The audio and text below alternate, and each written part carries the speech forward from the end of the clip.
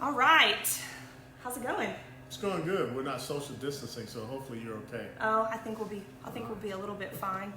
We got to fit into this, so we're gonna get some people to tune in here in just a second.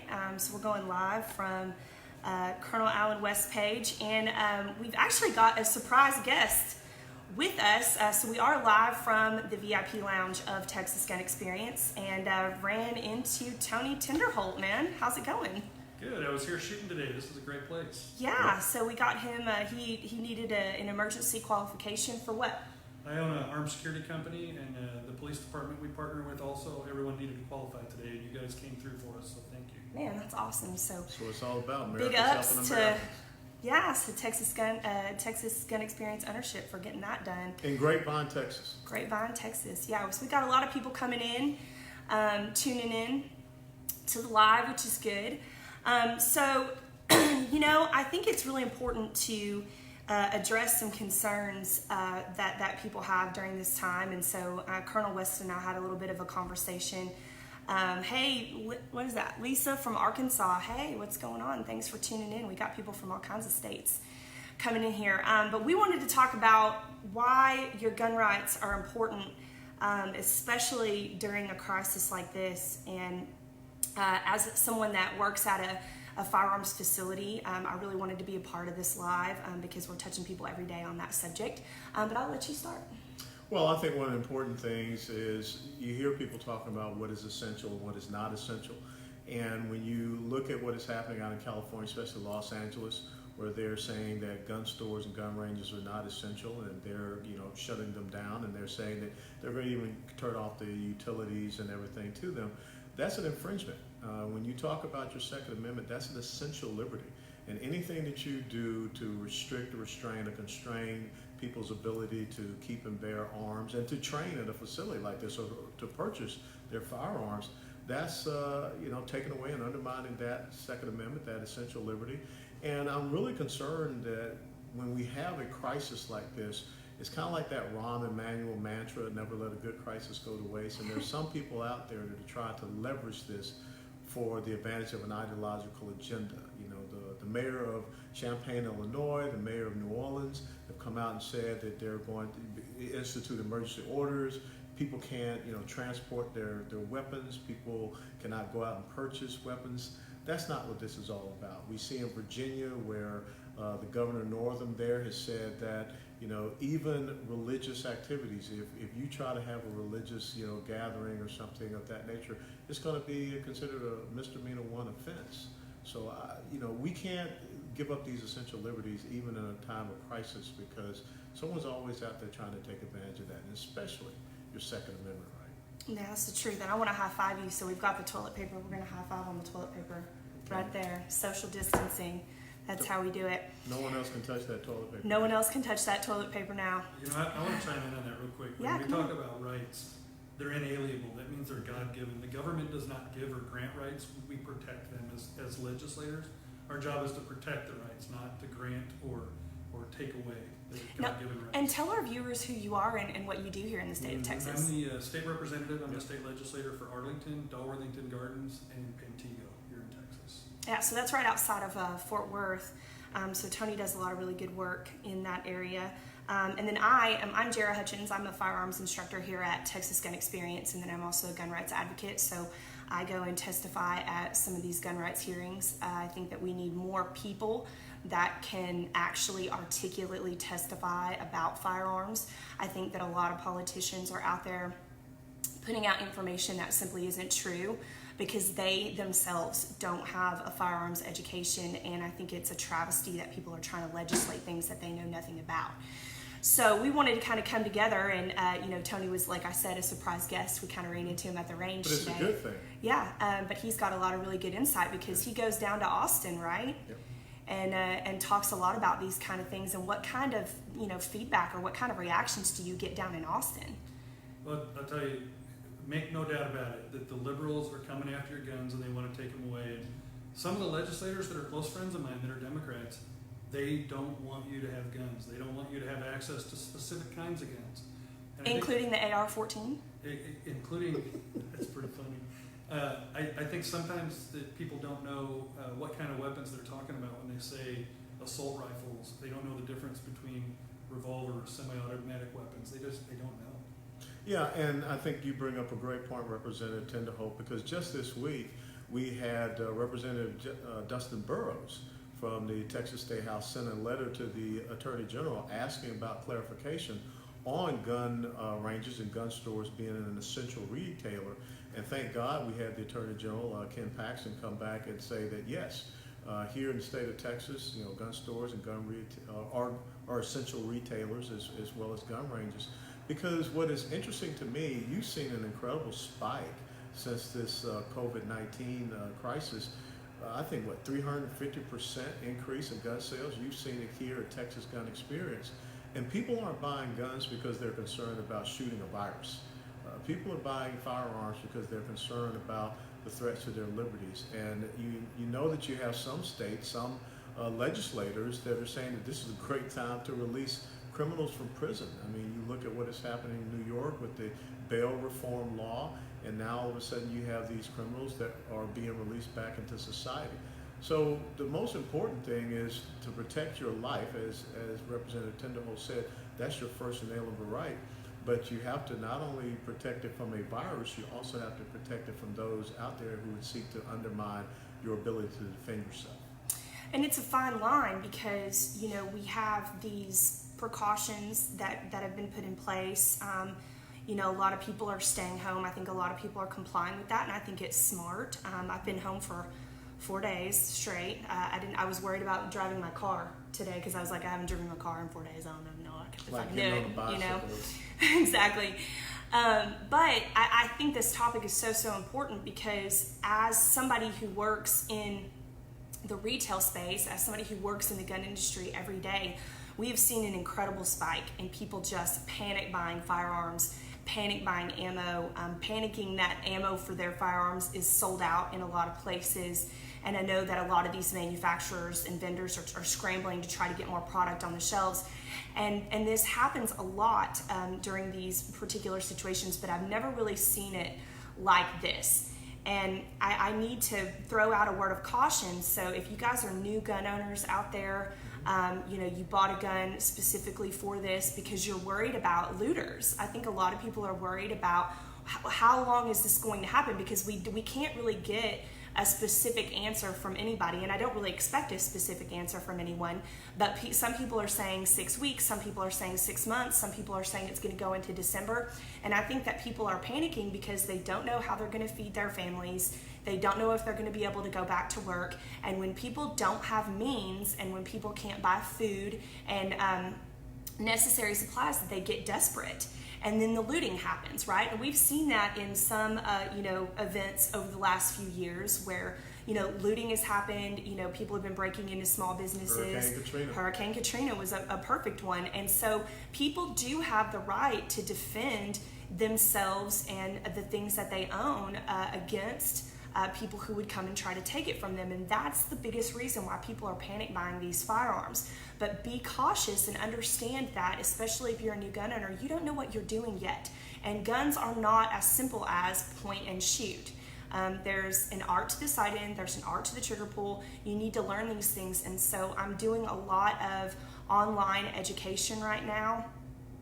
With introduction to handgun, kind of showing people the parts of their firearm, what it does, how to do your grip, stance, sight picture, trigger pull. So if you go to my personal page, and then I'm going to do another video on my business page, which is at Clearing the Chamber, you're going to be able to see these videos. And so if you're a new gun owner, it's really, really important that you get this education, and you can get it virtually if you need to at a time like this. But don't have an accident. Don't shoot yourself in the foot. Don't shoot yourself in the femoral artery. Don't have an accident with one of your children because you went out and bought a gun and now all of a sudden you feel safer, but you're not really any safer. And that's an important thing, from the legislative perspective. Maybe we need to look at the means by which virtually we can get people certified, and we can have instructors out there that have the check in the box to be able to do that, because firearms, management is so important. And as Jerah said, we don't want to see a lot of new firearm owners going out and not knowing how to properly maintain or properly utilize their firearm, because one of the things the left is going to do is talk about, if there are incidents or, shootings or whatever, anything they can use for their narrative to talk about more gun control. And the interesting thing about gun control, every single socialist dictatorship that we have ever seen from the 20th century up till now has started with one thing, and that is gun control. You look at Hugo Chavez in 2011 when he implemented a private gun ownership ban. And the exact same thing is what they're trying to do here. So, Representative Tinderholt, is there a way that we can make sure that even now when people are relegated to their homes, that they can take online courses and get certified, and they can send that in to get their certification so that they can carry their firearms? I know that they still need to be able to go out and shoot and prove it, but at least they can get some type of initial certification. I think it's important. I think that's something that we need to look at next legislative session. But until then, I think courses online that she's putting together, stuff like that is really important.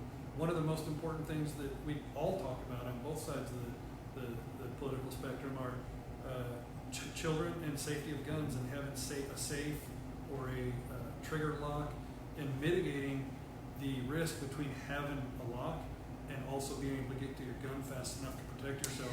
And I'm sure if she hasn't, she'll probably do some sort of course on that to help people be more safe with their weapons at home, because we don't want to infringe on anyone's rights, but we do want people to be safe. 100%. And I think that you bring up a good point, and I would love to talk with you more offline about what the next legislature is going to bring in regard to this, because I think that there's a lot of laws that need changing. I think there's some that need to go away. And I really feel like, and if you're a woman that is versed on firearms, and you're watching this right now, or a woman that's versed in firearms that you can get involved, like, we need more women talking about this topic that can intelligently speak about it.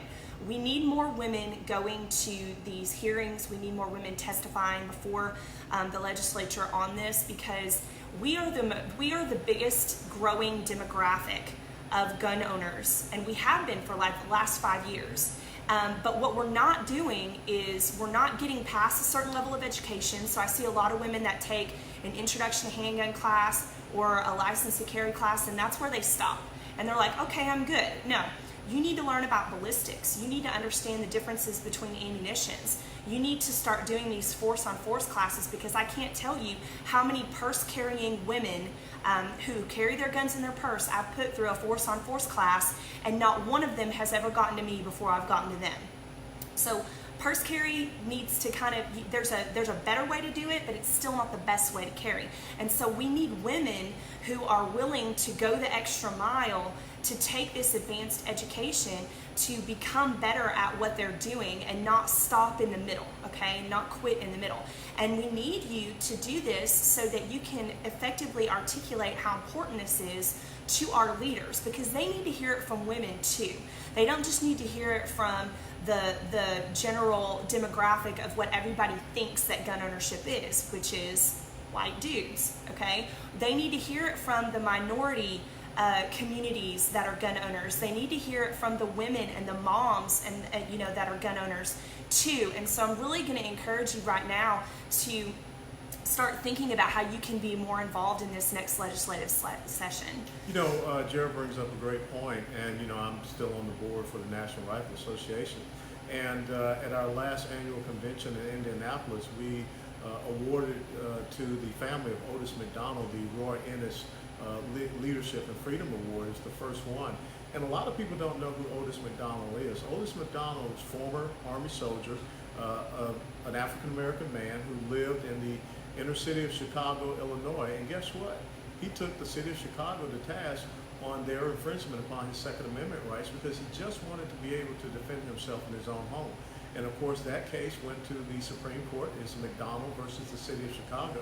And that is where the Second Amendment was verified to apply into our cities and local municipalities. Heller versus DC did it on a national level, federal level, but Otis McDonald took that into our local level. So when we look at people that are horribly affected, I mean, South Dallas right now, I live in Garland, Texas, but South Dallas has become a virtual shooting range, in many ways, and a lot of the crime is spiking and what have you. So we need to make sure that Americans can protect themselves and defend themselves in these trying times, and that has nothing to do with gender or skin color or whatever.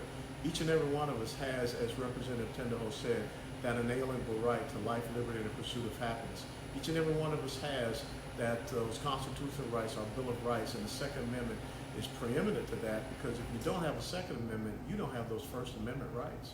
Absolutely not. And so, Tony, how can people get in touch with your office if they want to help or they need information on things that are happening in the legislature? So the phone number is 817-478-5000 to get a hold of our district director. You can also go to the Texas State Legislative page and find us right there and email us.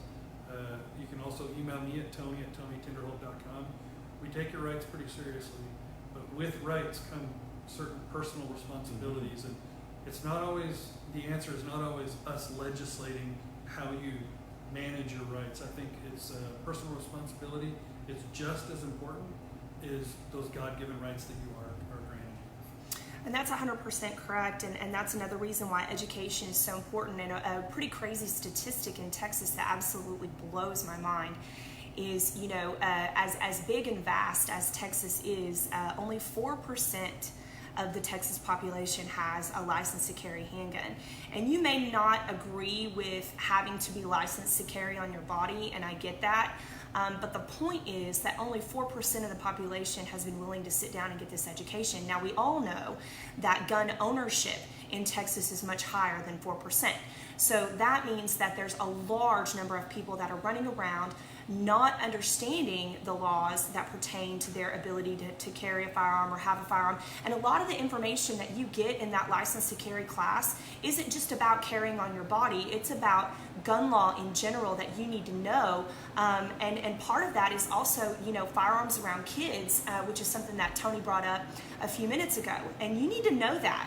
People can get in really big trouble giving readily dischargeable firearms to kids or giving them access to them unknowingly, right? So you need to have, so the law in the state of Texas says you need to have your guns under a lock. So not necessarily a lock and key. So technology's on your side in this endeavor. There's a lot of really cool gun safes out on the market now that have keypad punch codes, that have biometrics. So I'm going to give you a couple of tips really quick on safe storage around kids. Have your guns locked up anytime that you're not using them, okay? Don't leave it on the nightstand. Don't try to hide it in the linen drawer. Don't try to holster it to the side of your bed. Lock it in a safe, but leave it ready to go if you want to, okay? Because the safe is going to be the difference between your kid getting to the gun, right? So leave it in the safe, but it needs to be readily accessible to you. And if you're using these technology-based safes that run on batteries, make sure you're changing the batteries every 6 months. You want to make sure that thing is going to be ready for you when you need it, and you can't just forget about the batteries needing to be changed, because inevitably it's going to fail on you when you need it the most. So use your smartphone, okay, and put reminders in your calendar about changing the batteries on these safes, and make sure that you're keeping those guns under a lock if you have children under 17 years old in the house.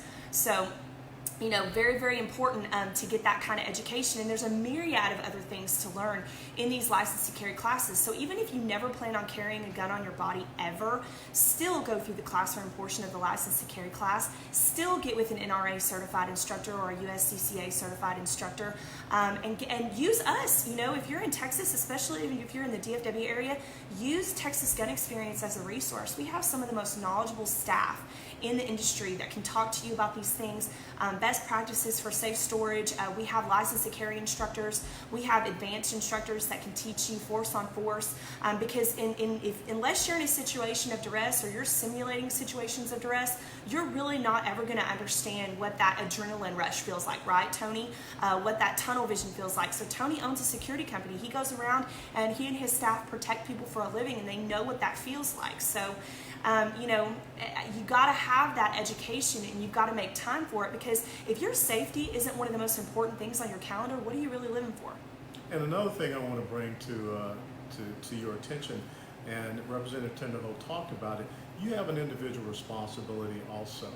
When we look at what just recently happened in Virginia, where they were trying to institute the red flag laws and other means by which they can undermine the Second Amendment, It was the local state organization, the Virginia Civil Defense League, that came out there and put together that incredible rally on January the 20th that really let folks know that we are not going to accept this. And think about it. 91 of 95 counties in the state of Virginia declared themselves sanctuary counties. So that's the type of activism that we can see. And here in the state of Texas, we have the Texas State Rifle Association.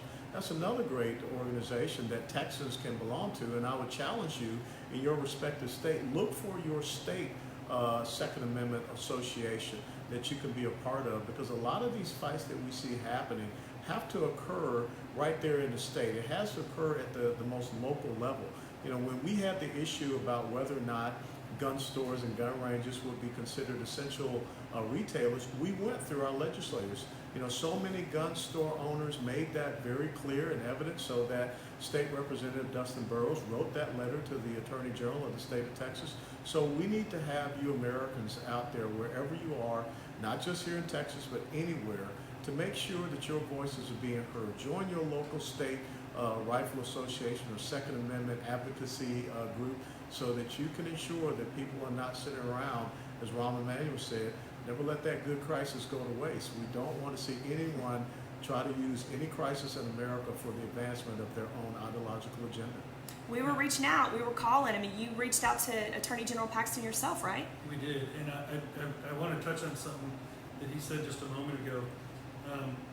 One of the most important things they can do to protect their gun rights is to vote. Don't forget to vote when in your local in your local elections in your local, as well. in your state elections and your federal elections this November. Just remember to get out and vote. Vote in the primaries that were pushed off. Vote for the people that are going to protect your gun rights, because that's where it's all, the rubber's going to meet the road. That's where they're going to try to steal your God-given right to have a weapon and protect your own family and your own property. I'll tell you, I get a lot of flack from people who, they'll say, oh, well, are you a one-issue voter? And I'm like, yeah, I'm a one-issue voter. And so if you come at me, and you could have the best ideas in the world, you could have some of the best ideas in the world, but if you come at me and you say I'm anti-2A, you immediately do not have my vote. I'm moving on to the next one. And now if you tell me I'm pro-2A, then I'm going to listen to everything else that you have to say, right? So if I've got two really good candidates that are pro-2A, I'm going to take everything else into consideration. But I am absolutely a one-issue voter, absolutely. Well, yeah, go ahead. What's interesting is we're a republic, not a democracy. Yeah. Our founding documents cannot be modified. And so the fact that we even have the discussion of trying to modify or change these inalienable God-given rights bewilders me. It amazes me that people on the other side of the fence think that they can really try to change these. We shouldn't even be having those discussions. We should be doing great things for America, and trying to take and steal your God-given rights are absolutely the wrong thing to do. But the problem in America right now, Jerah and Representative Tinderholt, is that people see their ideological agenda as their religion. People see their ideological agenda as the rights that they should be giving out to people. So, Jimmy Carter with the right to own a home and the Community Reinvestment Act, when you talk about the right to health care, when you talk about a right to free education and free college, that's the progressive socialist left's ideological agenda. And anything that doesn't align with their ideological agenda, therefore, they don't see it as a right. And that's a very important thing that we need to understand. If they want to have totalitarian control over a populace, then they have to make sure that you are completely subjugated to them. And as I always tell folks, an armed individual is a citizen, an unarmed individual is a subject. And that is the reason why this country was established back in 1775, when the British were marching inland toward Concord, Massachusetts, to destroy a weapons and armaments factory. And that's why Americans came out from their taverns, from their homes at Lexington Green on April the 19th, because they understood that very basic thing. If we are disarmed, we will be subjects. But as long as we are armed, we are able to stand up against the tyranny of any government. And that's why they took on the greatest power that the world knew at that time. And so when you are going through these trying times in the United States of America, you got to search out those people that want to make sure that you can protect yourself and you can defend yourself, and not trying to undermine those God-given unalienable rights that you have, and the rights that are listed in our Bill of Rights of our Constitution, which is our rule of law. Absolutely. And I think one of the things that a lot of these politicians are forgetting is that they work for the people. You know, I think that you two are prime examples of, you're like, I'm here for the people. I'm here for the citizens of my district. I'm here for the people that live in my community. And your job is to represent, right, what the people want and need. And I think that this presents this COVID-19 situation presents a very scary truth, a very scary reality, that people have become too dependent on their government, and they don't take personal responsibility, like you said, Representative Tinderholt. And we need to get back to that. And so I'm really hoping that this situation is going to result in a resurgence of 2A. We've been seeing a lot of people in California that have been trying to buy guns online and are very surprised when they can't get them directly shipped to their home.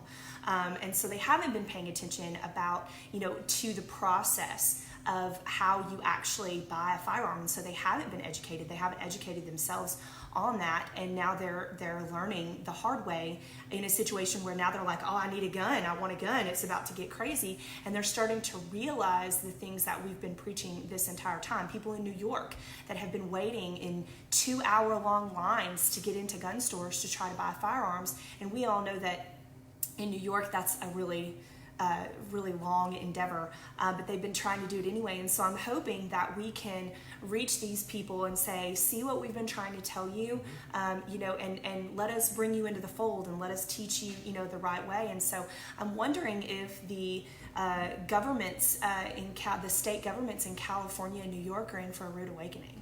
You both had said something a moment ago that kind of brings California and New York to mind. People oftentimes forget, as legislators, that they work for the people. You said that. And I'm sure you've all heard this, of the people, by the people, and for the people, right? So when people talk about power in politics, you know where the power is? The power is with the individual voter. Those are the people that carry the power. We work for them. We work for you. And in those states, I think they oftentimes forget who they work for. They forget that they work for the people that are going out and voting and the constituents, and that their job is to protect those rights, not to change or try to modify or take those rights away like they're doing in those states. And look, the states that have the strictest gun laws and the cities that have the strictest gun laws have the most crime and the most murders. That's correct. Facts don't lie. The numbers don't lie. Yeah. They don't lie, you know? Absolutely right. And we saw that, like I said earlier, in South Dallas and in Dallas County, where the county judge, the head of the county commission, Clay Jenkins, a Democrat, unilaterally came out last week's Sunday and made the decision that we were going to have a shelter in place, a forced isolation, lockdown, whatever you want to call it. And part of that was him saying that gun stores and gun ranges had to be shut down. They were not essential. So we have to start seeing the political opposition for who they are. And let me just kind of put a little seed out there. Don't be surprised if all of a sudden the governor of New York becomes a contender for the Democrat presidential nomination. He's getting a lot of face time. He's getting a lot of opportunity to be there on the platform. But then go back, as Jerah talked about, and study his perspective on the Second Amendment. And especially, some of the things he said about the National Rifle Association, which are all of us. That's what the National Rifle Association is. They're individuals. It's not an entity. They're individuals that understand and believe in the advocacy of their Second Amendment rights. And you and I have traveled the world. We've seen countries, probably been to the same countries, where people are not allowed to protect themselves.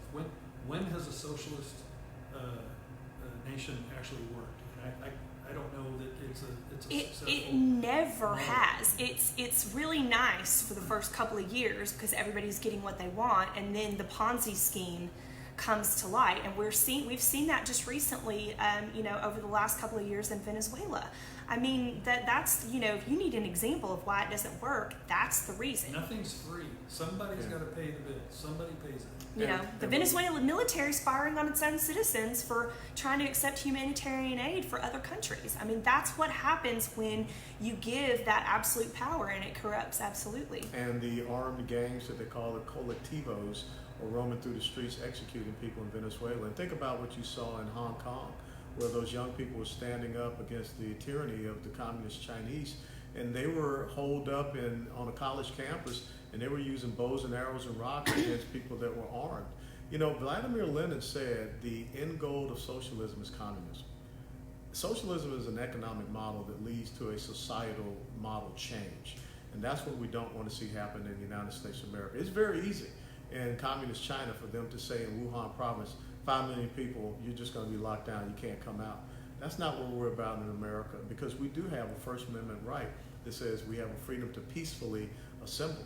But if you don't have an ability or a right to back that up and make sure it can't be taken away from you, which is why the Founding Fathers put the second right after the First Amendment rights that we have, to protect those passive rights that you're endowed with. That's awesome.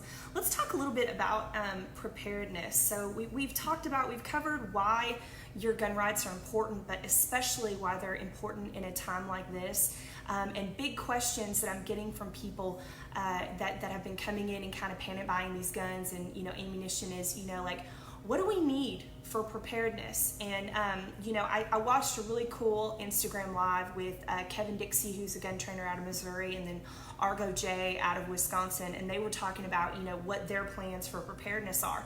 And we've been getting, I get a lot of flack from some people that they say you're just paranoid. Well, I'm also kind of sitting pretty in the middle of a global pandemic because I have enough food and I have MREs and I have a go bag and I have guns and I have ammo. I don't want to eat MREs like I have enough MREs. I'll eat grass before I eat MREs. He's over it. But so can you two kind of share with us what your general preparedness plan is and what your family preparedness plan is? I mean, it's very simple. I mean, you just look at the supplies that are necessary for you to live in 2 to 3 months, and the perishable foods, non-perishable foods that you can have to make sure that you can sustain yourself. The big thing that I will never fall asunder to is the fear, the paranoia, the hype, and the hysteria. And for whatever reason, I don't know why all of a sudden everyone is going out and buying this up. Okay, COVID-19. It's been the craziest thing. COVID-19 does not make you have diarrhea. So explain to me why y'all are going out there buying up all the doggone toilet paper. But the thing is, coming back again, you cannot allow yourself to be treated like a herd mentality by the media. And I think that we're seeing a lot of that going on. So I would say the most important thing about preparedness and having been in combat is to just stay calm. I used to always tell soldiers and my subordinate leaders, cool heads always prevail. If you allow yourself to be driven into a frenzy, then you will be driven into a frenzy, and then you will make some bad decisions. But just sit back and prepare and think about the things that you need to do and you need to have in your home so that you can, sustain yourself and you can protect yourself. I agree with that. I think the frenzy buying has got a little over the top. Remember that your friends and neighbors need those things too. And if you need to go get water, don't get 5 cases of water. Get a case of water for your family, maybe a case of meat. Or you could buy a Brita, but nobody's ready to have that conversation yet. Okay. But you do indeed need to be prepared. Be prepared to help and protect your family and your neighbors. But I wouldn't go and buy 50 of everything, thinking that that's the answer, because we're on calls sometimes daily with the governor or governor's staff, with state officials, and the supply chain is going to keep happening. The supplies are going to keep coming to the stores. If people just continue to purchase like they normally would, medication is going to be delivered to the pharmacies. People are going to stay safe. Your local and state level elected officials are doing their job. Some not as good as others, but they are working for you at the state level. And just remember, when you go out and you hoard and you take up all these supplies, you're taking away from your neighbor. And your elderly neighbors absolutely too, so that can't always get to the store as easily as we can. So check on your elderly neighbors, check on your extrovert neighbors, and check on your conspiracy theorist neighbors, because we're not okay.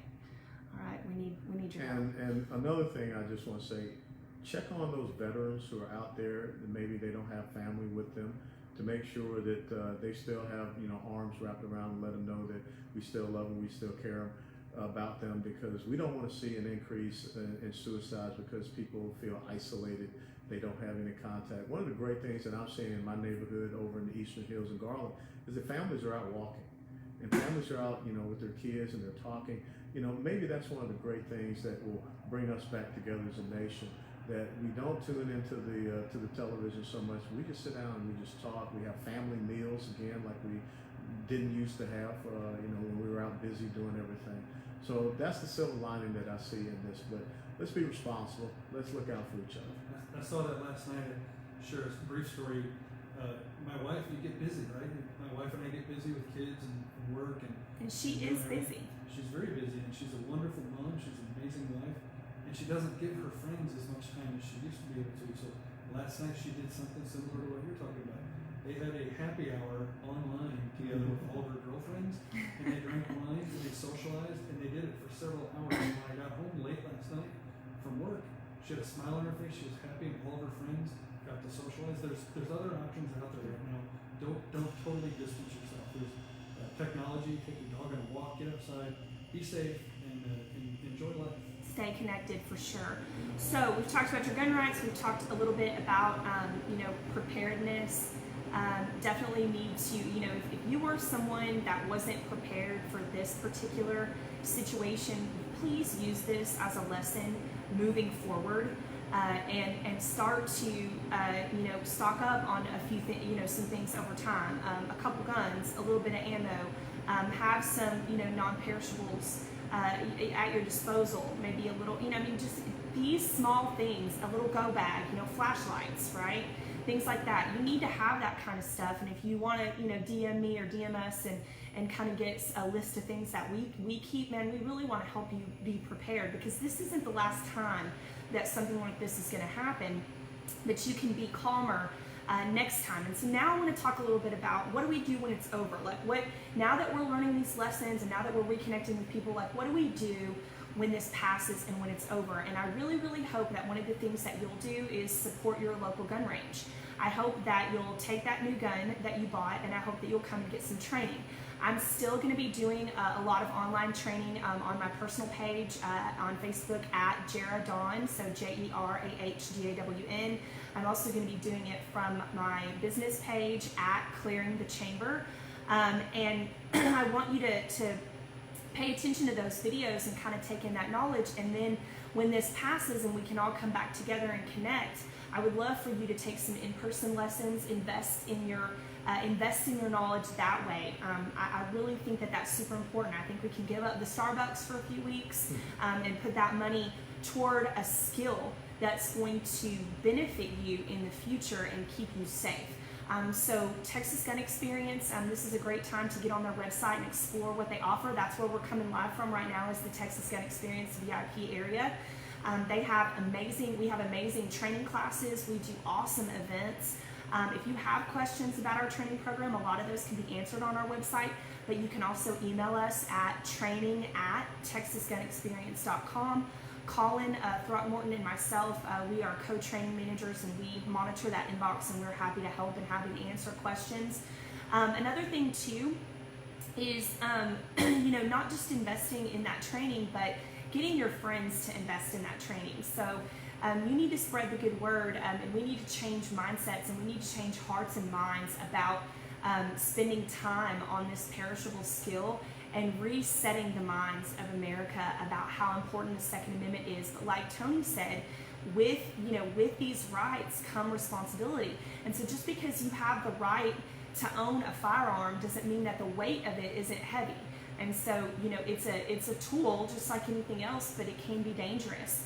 And you need to know it, and you need to take that into consideration and not become complacent about it. So places like Texas Gun Experience are kind of popping up all over these gun-friendly states.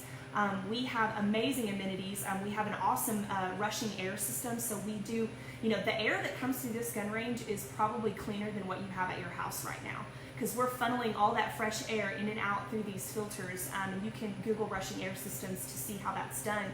But it's an amazing thing that we have, and a lot of people have commented that come in about how clean the air smells and how that lead contamination is very low. So support your local gun range, support what we're doing. These are all small business owners, and they care about your education, and they care about teaching you, and they care about providing facilities where you can go and practice this perishable skill. So I hope that you'll consider that. So go to TexasGunExperience.com and get on our mailing list so that you will know when the range reopens, when we can start training classes again. And I hope that you'll put that on the top of your priority list.